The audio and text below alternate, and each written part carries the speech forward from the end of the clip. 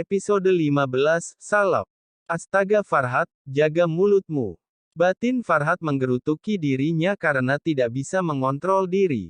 Farhat langsung mengalihkan pandangannya, ia merasa sangat malu hingga ingin rasanya dia memukul kepalanya sendiri. Salepnya, Om suka salepnya, enak, ujar Farhat beralasan sambil mengecap salep di bibirnya yang sebenarnya pahit. Melisa mengernyitkan alisnya, berarti aku salah dengar, his malunya, batin Melisa sambil membuang muka. Karena penasaran dengan salepnya, ia pun refleks mencicipi sisa salep yang masih menempel di ujung jari teluntuknya. Wek, nggak enak om pahit. Ujar Melisa setengah teriak dengan wajah polosnya, lalu dengan cepat ia menarik beberapa lembar tisu di depannya dan membuang ludahnya. Farhat hanya menyeringai melihat Melisa yang dengan polos mempercayai kata-katanya, ingin rasanya ia menertawakan Melisa, tapi rasa malunya lebih besar saat ini. Farhat sudah sampai di rumahnya, rasanya wajah Farhat saat ini menjadi kaku akibat menahan rasa gugup dan malu sepanjang perjalanan tadi. Ia berdiri di depan cermin yang ada di kamar mandi dengan handuk di pinggangnya, i. Farhat meregangkan mulut dan pipinya yang terasa kaku seperti kanebo kering, ia memandangi wajahnya dengan seksama di cermin dan meraba bibirnya yang terluka. Farhat tersenyum salah tingkah saat teringat Melisa mengoleskan salep di bibirnya. Lalu ia juga tertawa karena teringat Melisa menyicipi salep itu dengan polosnya. Wow, apa? Sehabis menyentuh bibirku lalu Melisa menjilat jarinya, apa itu artinya kami? Fuhuhu. Petik 2. Farhat menjadi girang sendiri, dia mengartikan kejadian tadi dengan asumsi konyolnya, ia juga tersipu malu-malu dan senyum-senyum tidak jelas di depan cermin, haish, apa aku udah gila?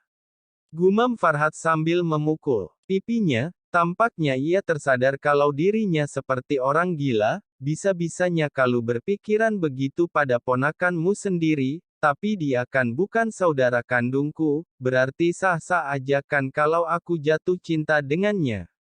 Farhat meracau sendiri, lalu ia tersenyum lagi seperti orang gila.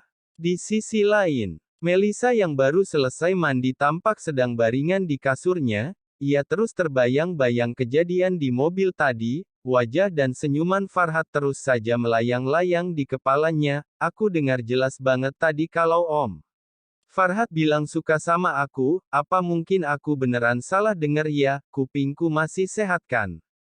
Gumam Melisa sambil mengusap-usap telinganya. His, apa yang kupikirkan, kenapa aku malah berharap pendengaranku nggak salah, ujar Melisa menepis pikirannya, lalu ia menggosok-gosok kepalanya agar bayangan Farhat menghilang dari sana. Selamat pagi semua, perkenalkan kan saya Vino sekretaris Pak Farhat.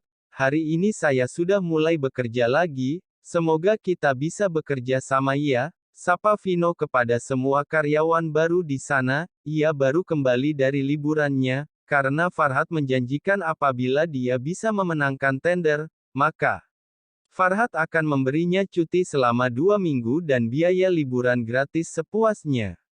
Para karyawan magang pun membalas salam dari Vino, wih, pinter banget Pak Farhat merekrut karyawan baru, cantik-cantik dan bening-bening pula, ujar Vino terkagum dalam hati, ia sengaja memasang wajah dan senyuman semenarik mungkin agar ketampanannya semakin terpancar.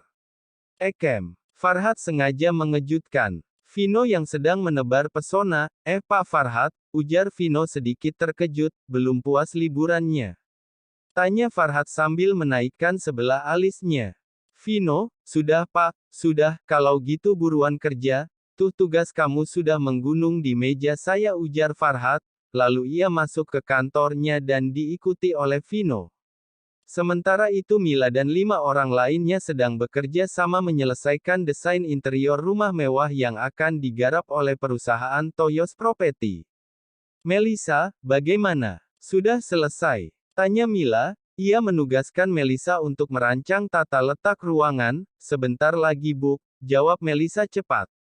Setelah 15 menit, Melisa pun menyelesaikan bagian akhirnya, ia tampak sangat menyukai rumah mewah tersebut, Terlebih lagi ini pertama kali baginya merancang sebuah bangunan mewah walaupun peran tidak banyak.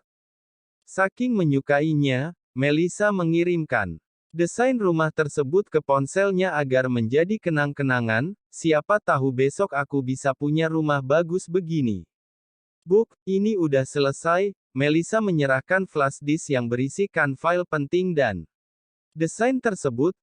Terima kasih, ujar Mila sambil tetap memandang lurus ke arah komputernya. Oh iya, 30 menit lagi kita akan rapat bersama Pak Farhat mengenai rancangan kita, imbuhnya lagi.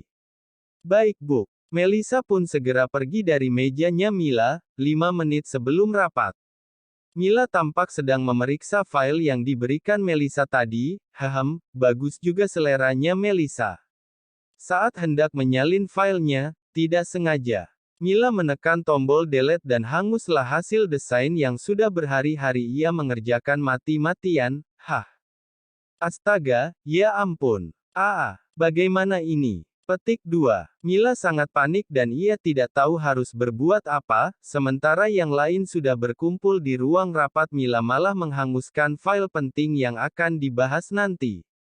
Setelah merutuki dan memaki dirinya sendiri, mau tak mau Mila pun masuk ke ruang rapat dalam keadaan pucat pasi. Pak Dima, desain mansionnya kehapus, rengek Mila sambil berdiri di dekat Farhat. Apa? Kok bisa? Terus gimana? Ini nggak bisa ditunda lagi loh karena minggu depan kita akan mulai pembangunan. Farhat sangat terkejut dan ia memandang Mila dengan tatapan tajam. Wah, baru kali ini Buk Mila buat kesalahan, timpal karyawan yang lain dengan wajah panik bercampur kagum. Desain yang tadi Buk. Melissa mencoba memastikan. Iya Melissa, yang kamu kasih tadi. Mila sekarang menatap Melissa dengan penuh penyesalan. Wah, kalau gitu jangan panik Buk. Melissa masih nyimpen kok Buk. Tadi Melissa salin ke handphone Melissa, tutur Melissa dengan wajah berbinarnya. Mila langsung berlari ke arah Melissa dan memeluknya. Beneran? Ya ampun Melissa, kamu benar-benar malaikat penolongku. Syukurlah Melissa, saya nggak tahu lagi harus gimana kalau nggak ada kamu. Para karyawan di sana pun langsung menghembuskan nafas lega, begitu juga dengan Farhat dan Vino.